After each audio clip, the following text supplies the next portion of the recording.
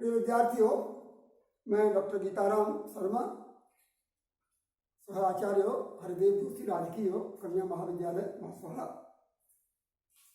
द्वितीय वर्ष में बीए द्वितीय वर्ष में छंद की गत कक्षा में, गत वीडियो में छंद का लक्षण, छंद कहते किसे हैं, छंद कितने प्रकार के हो सकते हैं, इस पर चर्चा हुई थी। इसी छंद के सामान्य ज्ञान को आगे बढ़ाते हुए आगे बात करते हैं। देखिए, ये जब तक छंद पढ़ेंगे ना, जब अभी सब चीजें रोज काम आएंगी, इसलिए इनका प्रारंभिक ज्ञान आवश्यक है। तो बीच में छंद पढ़ाते समय जब ये पारिभाषिक शब्द आएंगे, जैसे ये गण है, ये पाद है, ये चरण है, ये मात्रा है, तो जब हम लोगों को इनकी मूलभूत जानकारी, बेसिक नॉलेज जब तक नहीं होगी, तब तक हम इनको समझेंगे नहीं। इसलिए इन दो कक्षाओं का, इन दो प्रारंभिक कक्षाओं का आगे जो भी पढ़ाया जाएगा, उसको समझने की दृष्टि से बहुत महत्व है। ये कभी ये परीक्षा में नहीं आएंगे, लेकिन जो परीक्षा में आएंगे वे इनके बिना नहीं आएंगे समझ में। तो बात करते हैं। कल बात की थी मैंने, गत वीडियो में बात की थी, दो तरह के छंद, वर्णिक और मात्रिक। अब मात्रिक छंदों में मैंने कहा था कि मात्राएं गिनी जाती हैं, वर्णिक में वर्ण और मात्राएं दोनों गिनी जाती हैं, है ना। अब ये मात्राओं का कंसेप्ट, मात्राओं का विचार, किस वर्ण की कितनी मात्राएं होती हैं, उनके क्या नाम है, क्या आप देखेंगे। देखिए, मात्रा कहते हैं किसी स्वर के उच्चारण में लगने वाले समय को मात्रा कहते हैं। पाणिनि व्याकरण में पढ़ते हैं ना, ह्रस्व दीर्घ प्लुत, तो तीन प्रकार की मात्राएं वहां होती हैं, ह्रस्व दीर्घ प्लुत। तो एक मात्रा वाला जो स्वर होता है उसको ह्रस्व कहते हैं, एक मात्रा वाला। देखिए, आप देखें ना, ह्रस्व एक मात्रा। अब व्याकरण में जिसको ह्रस्व कहते हैं, छंद शास्त्र में उसी को लघु कहते हैं। अब मैं जब बात करूंगा ना लघु गुरु, तब लघु जब कोई इसका मतलब उसकी एक मात्रा, और उस लघु मात्रा को छंद की मात्रा गिनने में जब प्रदर्शित करते हैं, तो ऐसे एक जो है पूर्ण विराम का चिन्ह जो है ना, ये लघु का है। माने ये चिन्ह अगर आपको दिखाई दे तो एक गिनेंगे, ठीक है ना। तो ह्रस्व माने एक मात्रा, छंद शास्त्र में उसको लघु, और लघु को प्रदर्शित करने का ये चिन्ह, ठीक है। अच्छा, ये सब है एक मात्रा। अब एक मात्रा होती किन की है, मैंने चर्चा की थी ना कि मात्राएं केवल स्वरों की होती है, स्वरों की होती है। तो स्वर में क्या है, व्याकरण में तो हम तीन स्वर पढ़ाते हैं, तीन मात्राएं बताते हैं, ह्रस्व दीर्घ प्लुत। छंद शास्त्र में दो ही मात्रा है, ह्रस्व और दीर्घ, एक और दो। तीन का विचार या तीन का विषय छंद शास्त्र में नहीं। तो अ, ई, उ और री, अगर व्याकरण के प्रत्याहार को की दृष्टि से देखें, तो अण प्रत्याहार में आने वाले ह्रस्व वर्ण, इसको अपन हिंदी भाषा में कहें छोटा, बोलचाल की भाषा में, बोलचाल की में, तो छोटा अ, छोटा ई, छोटा उ और छोटा री, ये नहीं वो जो ऋषि में आता है ना। तो इनकी एक मात्रा होती है, मतलब ये स्वयं कहीं आ जाए या इनकी मात्रा कहीं आ जाए। जैसे मान लीजिए क म र है, तो क में अ है ना, तो क की एक मात्रा बन जाएगी।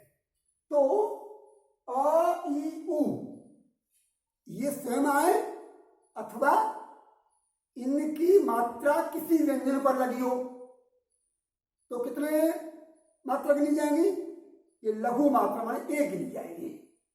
अच्छा, अब दूसरा दीर्घ। अब ये जो चार लघु है ना, अ, ई, उ, री, इनके ही दीर्घ, बोलचाल की भाषा में बड़ा आ, बड़ी ई, बड़ा ऊ, बड़ा री, आ ई ऊ री। और एक वर्ण और होता है जो प्राय प्रचलन में नहीं आता, ली, ये प्लुत माना जाता है व्याकरण में, लेकिन इसकी भी। और 1 2 3 4 और 5 ही। अब ये दोनों ही देखो, हम व्याकरण जब पढ़े फर्स्ट में हमने व्याकरण पढ़ा था, तो ए और ऐ और ओ का ह्रस्व होता ही नहीं, इनका दीर्घ प्लुत ही होता है। इसलिए ये दोनों ही हमेशा ध्यान रखें, ये दोनों ही दो मात्रा वाली है। छोटी ए आवे जैसे दिनेश, तो ने ए पर ना की दो मात्रा, ना पर ए है ना, तो दो। और ए कई का ऐ दो मात्रा, तो भी दो। तो ए चाहे छोटी हो और ए चाहे बड़ी हो, मात्राएं दो ही गिनी जाएंगी, क्योंकि हमेशा गोली होता है। इसी तरह ओ भी दो ही गिने जाते हैं, तो ए ऐ और ओ औ, ये सभी स्वर हो गए। आगे जो हम हिंदी में अंग है पढ़ते हैं, वो स्वर नहीं है, वो आगे बताऊंगा क्या है। वो एक अनुस्वार है और एक विसर्ग है, उसकी दो ही मात्रा होती है, लेकिन वो स्वरों में नहीं आती, ठीक है ना। तो इस प्रकार हम जब छंद शास्त्र में मात्राएं गिनेंगे तो ऐसे मात्रा की गणना करेंगे।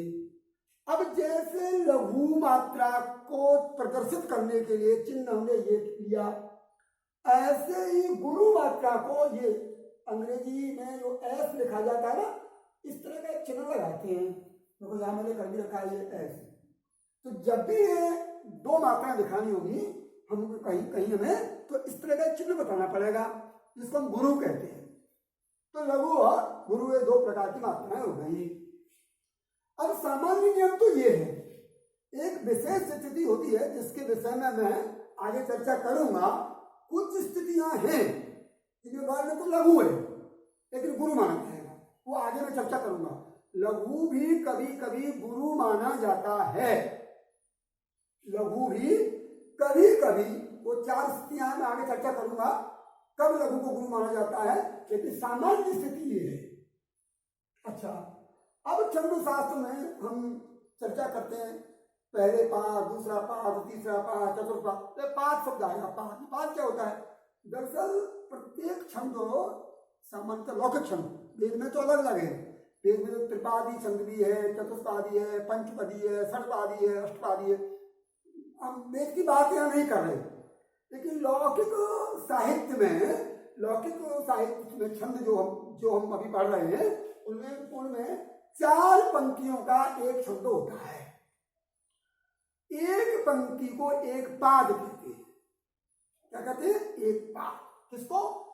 छंद का चतुर्थांश, मतलब 4 जो पंक्ति है उनमें से एक पंक्ति को एक पाद कहते हैं। उसको कभी कभी चरण भी कह देते हैं, पाद कह दो, चरण कह दो, है ना, ये एक ही बात है। अच्छा, अब ये जो पाद के आधार पर जो छंद हैं, ये 2 प्रकार के होते हैं। एक स्थिति तो ये होती है कि प्रथम पाद, द्वितीय पाद, तृतीय पाद और चतुर्थ पाद, 4 पाद हो गए, प्रथम, द्वितीय, तृतीय और चतुर्थ।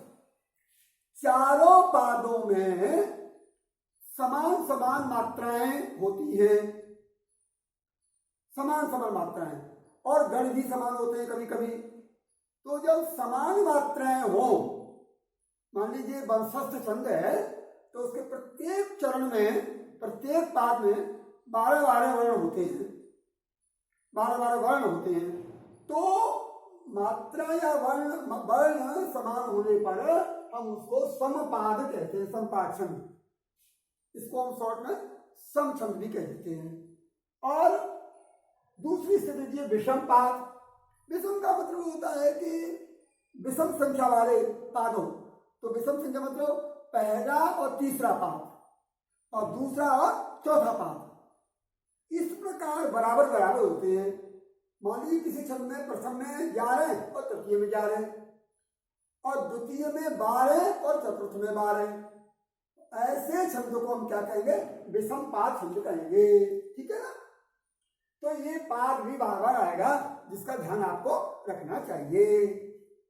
अब एक शब्द आता है यति।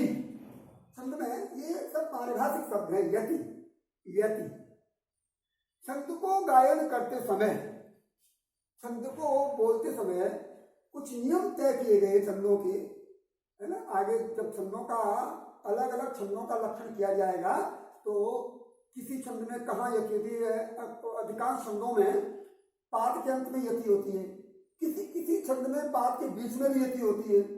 तो यति मैंने अल्प विराम ठहरा, अल्प विराम ठहरा, वो छंद के लक्षण में ही बता दिया जाएगा कि किस छंद में कहाँ यति होगी। ठीक है, मान लीजिए अनुष्टुप है। अब अनुष्टुप के लक्षण में ये है कि पाद के अंत में यति होगी, तो इसको कैसे बोलेंगे? जैसे मान लीजिए रामचरितमानस का श्लोक है पहला ही, वर्णानाम अर्थ संघानाम, ये आठवां वर्ण के अंत में विराम हो गया, वर्णानाम अर्थ संघानाम। तो इस प्रकार जहां पर अल्प विराम होता है उसको यति कहते हैं। गति भी पारिभाषिक शब्द है। पद्य के पाठ में एक प्रवाह, एक लय, गायन, जो संगीत की धारा के अनुसार जो होता है उसको हम गति कहते हैं। ये कोई बहुत विशेष नहीं है। अब एक बहुत महत्वपूर्ण शब्द है हमारे यहाँ गण।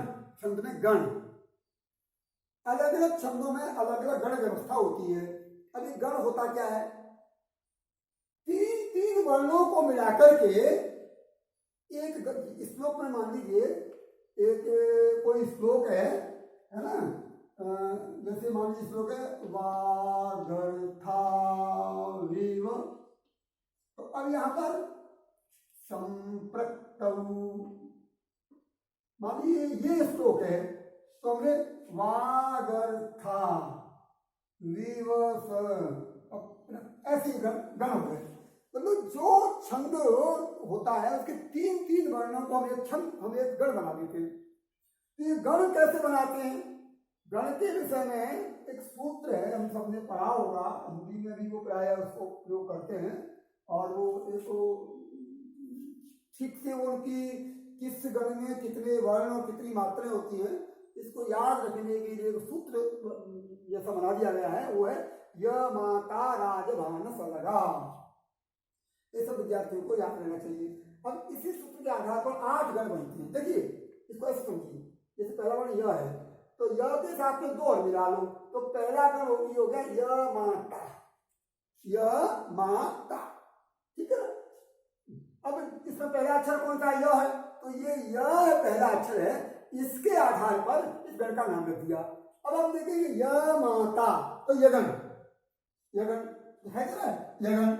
अब इस जगह में य माता, अब देखिए यह ह्रस्व है, अभी बताया था ना मात्रा का क्रम, तो लघु की 1 मात्रा, मां गुरु है तो 2 मात्रा, ता गुरु है 2 मात्रा, तो लघु गुरु गुरु। अब इस तरह का कोई वर्ण आ जाए, जैसे मान लो शब्द आ जाए दिनेश, किसी श्लोक में दिनेश आ जाए, तो दिनेश की 1 मात्रा, इसकी 2 गुरु मात्रा, और विसर्ग की हमेशा 2 ही होती है, मैं आगे बताऊंगा। तो ये लघु गुरु और गुरु। अब हमको ऐसे इसको है, जब देखेंगे तो ये दिनेश शब्द लिखा है, तो इसका गण अगर पूछेंगे तो कौन सा गण बन गया इसका? ये गण बन गया। ठीक है ना। मान लीजिए दिनेश शब्द किसी श्लोक में आता है, तो अपन मात्रा लगाएंगे, इसकी दी की लघु, न की गुरु, श की गुरु, और ऐसे करके ये गण बन गया। अब दूसरा गण आते हैं मगन। अब वही विधि, जिस गण का पता करना है उसके अगले 2 शामिल कर लो, तो म में क्या आ जाएगा? मातारा, मातारा। अब इसका मात्रा कैसे करेंगे? माँ की गुरु, ता की गुरु, और आ की गुरु। अब देखिए जैसे शब्द भावेश, भा, अब देखिए यहाँ पर छोटी की मात्रा थी तो लघु आए, और यहाँ भा दीर्घ है ना, तो 2। वे मैंने कहा अभी, ये चाहे छोटी हो चाहे बड़ी हो, बुरी होती है, और श विसर्ग है। देखिए ये है तो छोटा लघु, लेकिन जब विसर्ग हो जाता है तो वो गुरु ही होता है, दो ही मात्रा होती, आगे आएगा ये। तो भाग तो मतलब भावेश जैसा शब्द जैसे कहीं आ जाए तो कौन सा गण बन गया, ये मगन बन गया। ठीक है। अब अगला गण क्या है, तगन। ताराज, ताराज, ताराज। देखिए ता में गुरु, रा में गुरु और ज में लघु। जैसे उदाहरण रा गुरु, के ये है ना, के और शाह। देखिए यहाँ ये लघु है, यहाँ सा क्यों गुरु है, क्योंकि विसर्ग है, और यहाँ मैंने विसर्ग नहीं लगाया, समझ गए ना, क्योंकि इसमें विसर्ग होते ही दो मात्रा हो जाती है। ये नियम आगे आने वाला है। तो राकेश, समझे ना। तो ये अगर मान लीजिए राकेश अकेला लिखा रहता है, संबोधन का शब्द है, तो राकेश के लिखा रहता है, तब तो हो जाएगा ये क्या, ये तगण हो जाएगा, है ना। और राकेश लिखा रहता है तो ये उपनिषद आ जाएगा। आगे आते हैं रगण। तो रगण ये है राज, राज भा, वही विधि है, राज भा, राज भा। रा गुरु, ज लघु और भा गुरु, राज। जैसे भारत, भा गुरु, र लघु, तब विसर्ग है इसलिए गुरु, भारत। अगला चलते हैं रगड़ के बाद जगन। तो ज भान, ठीक समझ रहे हैं। आपको जो गण पता करना है उस वर्ण से सूत्र में वर्ष शुरू करो और आगे के दो और शामिल कर लो। जैसे जगन शुरू करना तो ज भान, ज भान, तो ज लघु, भा गुरु और न लघु, ज लघु भा गुरु लघु। जैसे युवान, लघु है, छोटा हुआ है, वहां गुरु है और न लघु है। अब भा भगन, तो भानस, भानस, तो भा भगन में भानस, भा में गुरु, न में लघु, स में लघु। जैसे वारिद, विसर्ग नहीं इसलिए ह्रस्व आई है। अगला गण कौन सा है, अगला है नगण। तो न सल, न सल, कैसे, न लघु, स लघु, ल लघु। जैसे कमल, विसर्ग नहीं है, विसर्ग होता तो गुरु होता, कमल, और अंत में सगण, सलगा, सलगा। तो स लघु, ल लघु, गा गुरु, कमला। ऐसे करके ये 8 गण बनते हैं। ऐसे करके ये गणों का पता लेना। अब इसमें देखिए, आप देख रहे हैं, हमने देखा ये आदि लघु है, आदि लघु, पहला अक्षर लघु है और गुरु गुरु। अगर आदि लघु आता है, ये कंडीशन कहीं भी आते, किसी भी शब्द, ये शब्द जो मैंने उदाहरण के लिए एक एक दिया है, ये स्थिति कहीं भी आ जाए तो ये गण है, ये स्थिति कहीं भी आ जाए तो मगण है, ये कहीं भी आ जाए तो तगण है। तो शब्द ये फिर तय नहीं है, शब्द तो कोई भी आ सकते हैं, है ना। ये तो मेरे उदाहरण के लिए एक एक शब्द दिए हुए हैं। तो ऐसे करके इस आधार पर हम गण बनाते हैं, और प्रत्येक छंद में वो गण कौन से गण की कहाँ जरूरत है, ये उस समय छंद के लक्षण के अनुसार पता लगेगा, वो आगे समझ में आ जाएगा। अब मैंने आपको कहा था कि सामान्य स्थिति में गण बनाते समय मात्राओं का प्रयोग होता है, और सामान्य स्थिति में मात्राओं की स्थिति ये होती है, एक मात्रक ये लघु और एक दो मात्रक ये गुरु। कुछ स्थितियां मैंने आपको चर्चा की थी, कुछ स्थितियां ऐसी होती हैं जब लघु मात्रा भी गुरु होती है। क्या रखेंगे, लघु तो हमेशा लघु ही रहती है, नहीं गुरु तो हमेशा गुरु ही रहती है, गुरु कभी भी लघु नहीं होती। क्या समझे, गुरु मात्रा कभी भी लघु नहीं होती, लेकिन कभी कभी लघु छोटी मात्रा गुरु मान ली जाती है। छंद शास्त्र में नियम है, वो 4 नियम है विशेषकर। पहला नियम तो आप क्या पढ़ेंगे, लघु मात्रा को, लघु को गुरु मानने के नियम। लघु को गुरु कैसे मानेंगे, गुरु मानना 4 स्थितियां हैं, 4 स्थितियां हैं जब लघु भी गुरु मानी जाती है, छोटी मात्रा भी बड़ी मानी जाती है। पहली स्थिति है विसर्ग युक्त, सविसर्ग, विसर्ग युक्त। अगर किसी अक्षर पर विसर्ग है तो अगर मात्रा पहले से गुरु है तब तो गुरु है ही, लेकिन अगर लघु है और विसर्ग आ गया तो लघु भी गुरु मान ली जाएगी। जैसे अभी मैंने जैसे राम, राम, अब यहां देखिए, यहां जो म है ना, म ये ह्रस्व है, एक मात्रा है, लेकिन इसका विसर्ग आने की वजह से ये 2 बन गया है। ये अब स्थिति ये होगी, ये होगी। अगर विसर्ग नहीं होता तो स्थिति होती ये। ठीक है, तो एक तो क्या है कि विसर्ग वाला जो वर्ण है वो गुरु होता है, विसर्ग वाला। जैसे अब मात्रा पूछे तो राम, इसमें 4 मात्रा है, गुरु और गुरु 2 और 2, इसको 2 गिना जाता है। तो पहली स्थिति होती है विसर्ग युक्त वर्ण को लघु होने पर भी गुरु मान लेते हैं। दूसरी अनुस्वार, अनुस्वार युक्त, अनुस्वार, अनुस्वार जानते हैं ना, किसी भी वर्ण के ऊपर, ये जो मैंने कहा ना अंग, तो ये तो हो गया अंग और ये हो गया अंग, ये बिंदी रखते हैं ना, जैसे रामम, जैसे रामम, रामम। अब ये जो जैसे यहां विसर्ग के कारण लघु गुरु है, ऐसे यहां अनुस्वार के कारण लघु गुरु है। म है तो रस मात्रा, लेकिन ये अनुस्वार होने के कारण ये जो बिंदी है ना, इसको आप हिंदी में बिंदी कह देते हैं, इसी को शास्त्रीय भाषा में, व्याकरण की भाषा में इसको अनुस्वार कहते हैं। तो ये अनुस्वार की 2 मात्राएं होती है। ठीक है ना, 2 स्थितियां हो गई।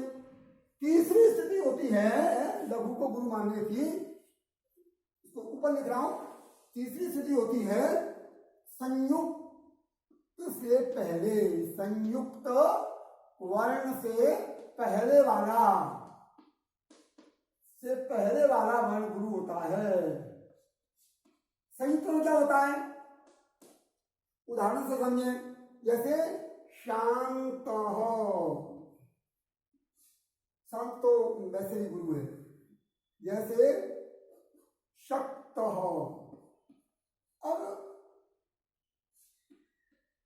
बोलचाल की भाषा में जो आधा वर्ण है ना, आधा वर्ण, किसी का आधा है, हलंत है, स्वर नहीं है, अरे जिसमें मात्रा नहीं होती है उसको हम हलंत कहते हैं, उसी को बोलचाल में आधा वर्ण कहते हैं। तो आधा वर्ण से पहले जो वाला वर्ण लघु हो तो भी गुरु माना जाएगा। जैसे स है ना, ये स, ये एकात संयोग की संज्ञा क्या है, हलोनंतरा संयोग। 2 व्यंजन, 2 व्यंजन के बीच में जब वो स्वर नहीं होता है तो उन दोनों व्यंजनों को संयोग कहते हैं। तो क के बाद में त, ठीक है ना, तो क के बाद में त है ना, क अगर ऐसे होता पूरा तब तो ये आ जाता है इसमें, और ऐसे तो है नहीं, तो ये ऐसे मतलब हलंत है। तो 2 हलंत एक साथ हो अर्थात आधा वर्ण हो तो उससे पहले वाला लघु भी गुरु हो जाता है। तो यहाँ जो श है ना, ये है तो लघु पर ये गुरु हो गया। अब अगर स की सत की मात्रा गिनेंगे तो कैसे गिनेंगे, श की 2 गिनेंगे, और इस जो हलंत है ना आधा वर्ण, इसकी कोई मात्रा नहीं गिनी जाएगी, इसकी 2 और इसकी 2।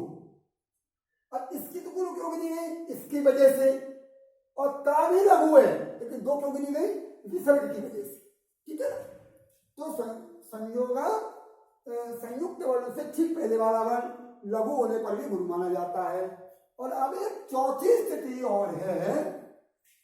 चौथी स्थिति कौन सी है, ये तीनों में चौथी स्थिति है पादांत।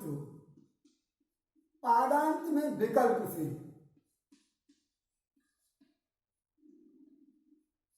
विकल्प से। मतलब क्या हुआ इसका?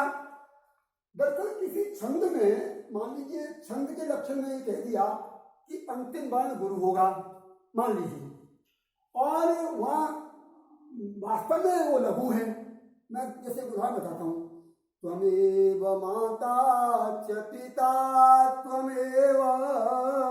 अब देखिए ये त्वमेव शब्द में जो वह है वो लघु है, लेकिन उपजाति छंद में जिसमें उपजाति छंद का उदाहरण है, और उपजाति छंद को नियम है को अंत वाला दीर्घ होना चाहिए। तो छंद का लक्षण यदि दीर्घ की मांग करता है, बाकी सब सही है, केवल अंतिम वर्ण का ही अंतिम वर्ण में ही फिट नहीं बैठता है। तो अगर छंद की मांग पाद के अंत के वर्ण की दीर्घ की है, गुरु की है, तो लघु भी गुरु मान लिया जाएगा। गुरु तो गुरु रहेगा ही। तो पाद के अंदर विकल्प होता है। छंद चाहता है, छंद की मांग के लक्षण के अनुसार उसको गुरु होना चाहिए, तो गुरु कर देंगे, लघु भी गुरु हो जाएगा। जैसे अच्छा उसको बोलेंगे भी गुरु ही, उसकी दो मात्राएं बोलेंगे। जैसे मैंने भी कहा ना, त्वमेव माता च पिता त्वमेव, वह को दो मात्रा के बराबर समझ देंगे तो वो गुरु हो जाएगा। तो पादांत में विकल्प से लघु भी गुरु माना जाएगा। ये बहुत ही ध्यान रखने की बात है। आगे छंद में ये प्रारंभिक जानकारी नहीं होगी तो छंद फिर समझ में नहीं आएगी। तो लघु को भी ध्यान रखेंगे, लघु को भी गुरु माना जा सकता है। कब? क्या स्त्रियां होने पर। पहली स्थिति, अगर किसी लघु वर्ण पर विसर्ग है तो क्या होगा? लघु भी गुरु हो जाएगा। दूसरी स्थिति, किसी वर्ण पर अनुस्वार है तो लघु भी गुरु हो जाएगा, जैसे रामम, है ना। और तीसरी स्थिति, संयुक्त वर्ण से पहले वाला वर्ण जो मिला हुआ वर्ण है उससे पहले वाला अगर लघु है तो गुरु हो जाएगा। अच्छा ये गुरु है तो गुरु रहेंगे, लघु है तो भी गुरु हो जाएंगे। और चौथा, पादांत में विकल्प। पाद के अंत में, चरण के अंत में, मतलब पंक्ति के अंत में अगर पूरा छंद का लक्षण सही है, पूरा छंद निर्धार, मान लीजिए हमने किसी छंद में किसी उदाहरण में छंद तय किया और उसमें वंशस्थ निकला, और वंशस्थ में अंतिम जो वर्ण है ना राजभा, अंतिम वर्ण में गुरु होना चाहिए, लेकिन लिखा हुआ है लघु है, और बाकी सब वंशस्थ की पूर्ति हो रही है, तो हम उसको लघु को भी गुरु मानेंगे। इस प्रकार ये सामान्य जानकारियां छंद के विषय में सबको होनी चाहिए। अगली कक्षा से, अगली वीडियो से, और अब छंदों को अलग अलग प्रत्येक छंद के लक्षण और उदाहरण उस पर चर्चा करेंगे। ये दो वीडियो में छंद के विषय में सामान्य जानकारी दी, जो कि बहुत जरूरी है। आज के लिए इतना ही।